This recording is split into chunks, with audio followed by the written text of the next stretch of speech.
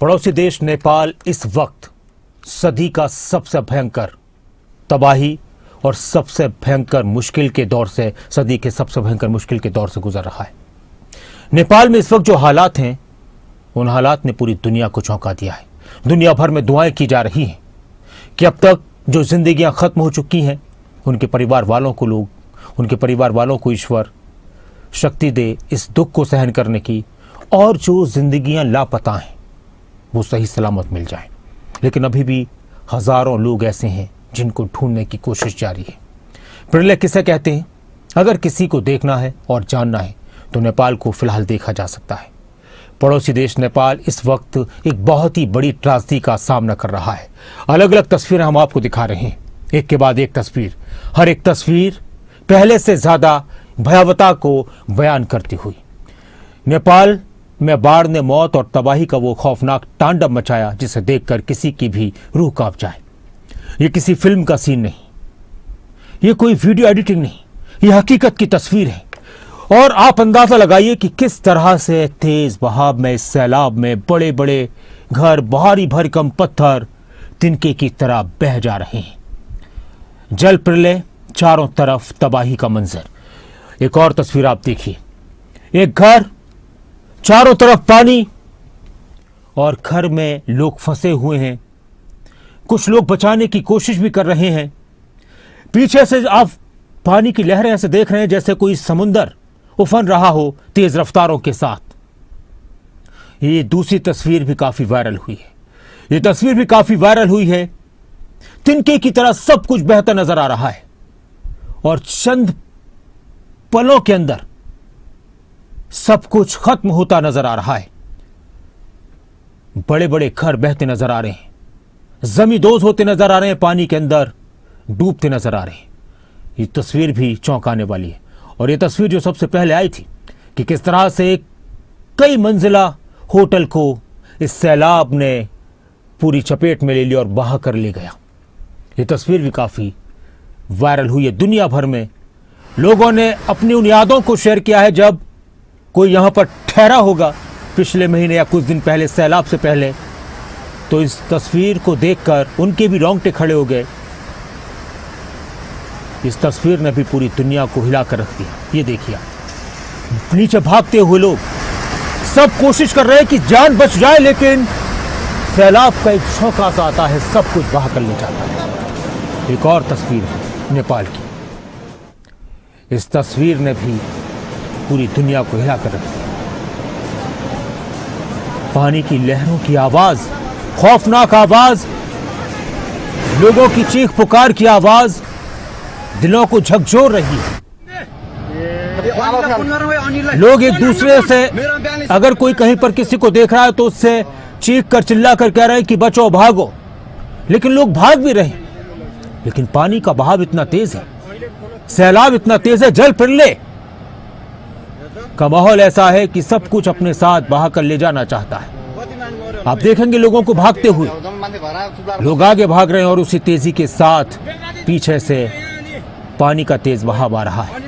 और एक वक्त ऐसा आता है कि कुछ की जान बच जाती है और कुछ पानी के अंदर गर्क हो जाते हैं। और इस तस्वीर को भी आप देखिए, ये तस्वीर बता रही है, जब इस तस्वीर को बहुत ऊपर से शूट किया गया, कि जब सैलाब आता है, जब जल प्रलय आता है, तो फिर उसके सामने किसी की नहीं चलती। बड़ी बड़ी इमारतें, बड़ी बड़ी चट्टानें तिनकों की तरह बहने लगती हैं। पहाड़ों से मिट्टी और पानी का ज्वालामुखी जैसा लावा निकला, तो कोई नहीं जानता कि कितने लोग मारे गए, कितने बेघर हुए। अभी तो जो आंकड़ा आया है कि 550 के करीब, न जाने अभी और कितनी जिंदगियां इस सैलाब में बह गई होंगी। ये और तस्वीर देखिए, और इस तस्वीर में आप इस पत्थर को देखिए, इस चट्टान को देखिए, इस बोल्डर को देखिए। आप अंदाजा लगा सकते हैं कि 10-20 आदमी भी मिलकर इसको हिला नहीं सकते। और पानी की लहरों के साथ ही ऐसा लग रहा है कि जैसे कोई तिनका बह रहा हो, और सब कुछ तबाह करता हुआ, सब कुछ अपने में बहाता हुआ, समेट कर ले जाता हुआ ये पानी दिख रहा है। ये देखिए आप तस्वीर, ये काफी चौंकाने वाली तस्वीर है। जल प्रलय ने हर तरफ तबाही मचा दी, हर तरफ तबाही मचा दी। और इस तस्वीर को आप देखिए, जिंदगी की तलाश में सुरक्षाकर्मी जुटे हुए हैं। जहां से भी, कहीं से भी थोड़ी सी भनक लग रही है कि कहीं पर जिंदगी फंसी हुई है, धड़कनें चल रही हैं, सांसें चल रही हैं, तो उनको बचाने की कोशिश की जा रही है। 1000 से ज्यादा लोग, ये तो एक आंकड़ा है, 1000 से ज्यादा लोग लापता हैं। इसमें 300 से ज्यादा भारतीयों के नाम भी हैं। 26 अगस्त को प्रकृति का सबसे खौफनाक रूप देखने को मिला, और उसके बाद जब सैलाब थमा तो फिर मलबे से जिंदगियों को निकालने की जद्दोजहद की जा रही है कि जितनी जानें बचाई जा सकती हैं बचा ली जाएं। तिब्बत बॉर्डर के करीब विशाल भूस्खलन और ग्लेशियर के बादल फटने के बाद पहाड़ों में बंद पानी का बांध टूट गया। और फिर एक तस्वीर ये भी सामने आई, एक तस्वीर ये भी सामने आई।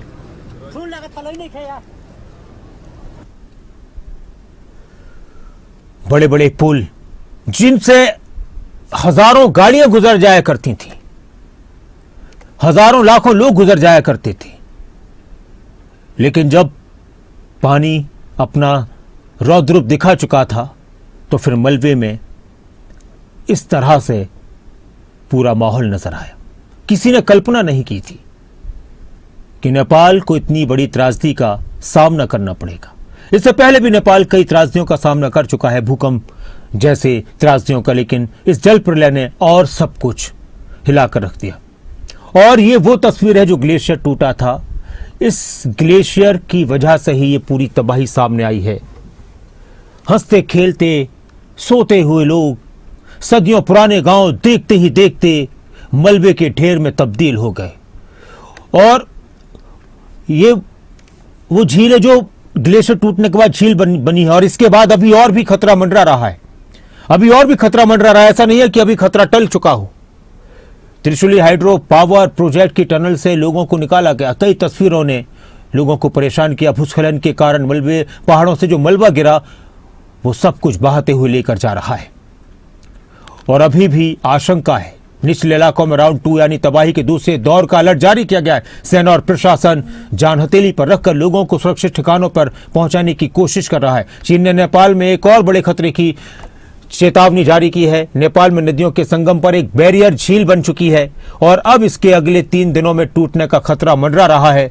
बताया जा रहा है कि ये झील छोचेन, खोला और पुरेपू त्वासंगपो नदियों के संगम से बनी और पहाड़ों से आए मलबे और चट्टानों के बीच से जिस तरह से तस्वीरें सामने आई हैं, एक बार फिर से खतरा मंडरा रहा है।